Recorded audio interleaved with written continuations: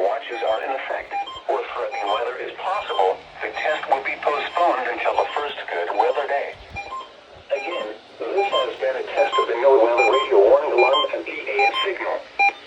We now return to the regular broadcast cycle.